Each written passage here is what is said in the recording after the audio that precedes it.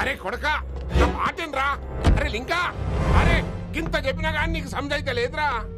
ఆ కిట్టుబాయి రతల్లాన్ తానా సుపారీ తీసుకున్నాడు. ఇప్పుడు నేను చెయ్యా అంటే ఎట్లనో చెయ్యా. ఇప్పటి నుంచి గిట్టుబాయి గారు చెప్పినట్టు చెయ్యా. నాదంతా నాది. ఏం బిక్తాడో చూస్తా. ఓరి ఎర్రోడా, ఈ మేటర్ ఆ కిట్టుబాయి గారికి లీక్ అయిందంటే నిన్ను నన్ను చంపేస్తాడరా. నీ అబ్బా మొగోని వేరు అసలు నువ్వు. నేను నీకే పుట్టినా గిట్ల భయపడకుండా గాన్ చేతిలో సత్తులు కంటే కొడుకు చేతిలో సస్తే స్వర్గానికి అన్న పోతావు. సంపద నీ చంపేస్తారా? నువ్వేంద్రాయుడా? అయినా ఈ టైంలో నువ్వేం రైడా? అంటే వైశాలి బండి ట్రబుల్ ఇస్తే దింపుదాని వచ్చాను. అయినా లింగా సార్ ఏంటి ఆవేశం? కన్న తండ్రిని కాల్చేస్తారా? ఆయనకి ఏమైనా అయితే మేము అందరూ ఏమైపోవాలి లింగా సార్. అవును మీరేంట్రా తండ్రి కొడుకులు గొడవ పడి చేస్తే ఆశ్రమంతో పనిచేసుకుందాం అనుకుంటున్నారా మీరు? అలా సైలెంట్ గా నిలబడపోతే ఇద్దరిని విడదీయవచ్చుగా. ఇన్నావురా బయట అనుకున్న అభిమానం కన్న బిడ్డవి నీకు లేకుండా పోయే. మీరు ఆగండి శంకర్ సార్. లింగా సార్ ని ఒక మాట ఊరుకునేది లేదు. అన్ని మీకు నచ్చినట్టే జరగాల.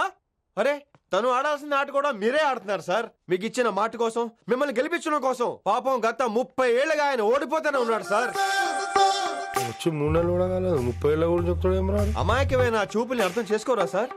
అంతేలేండి. ఇప్పటికీ లింగా సార్ తుపాకీ మీ చేతిలోనే ఉంది సార్. చేసుకుంటారు. అసలు ఏమైందో ఎరకనా తమ్మి? అవసరం లేదు, నువ్వేం చెప్పాల్సిన అవసరం లేదు. నువ్వు కూసో బాస్, నేను చెప్తా. కూసో.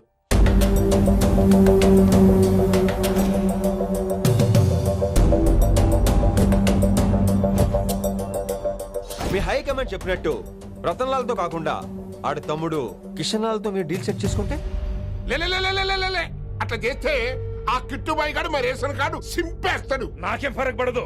ఢిల్లీ నడి రోడ్డు మీద ఏసీపీ శ్రీనివాస్ వేసిన ఎవ్వడేం బీకలే. నా సంగతానికి బాగా తెలుసు. ఏ పోలీసు నన్నేం చేయలేడు. శభాష్ శభాష్ లింగా సార్. మీ కొడుకొక్కడే 100 కిట్టుబాయలతో సమానం. అది చూసి మీరు గర్వపడాలి కానీ భయపడకూడదు సార్. ఎక్కువ మాట్లాడితే ఐఎమ్ సారీ. మరి ఇంకేంటి మరి నేను వెళ్ళరానా? టైం అవుతుంది. రాత్రి కూడా క్లాస్ ఉంటావా నీకు? పొద్దునే చెప్పాలంటే రాత్రి ప్రిపేర్ అవ్వాలి కదా వెంకట్ సార్.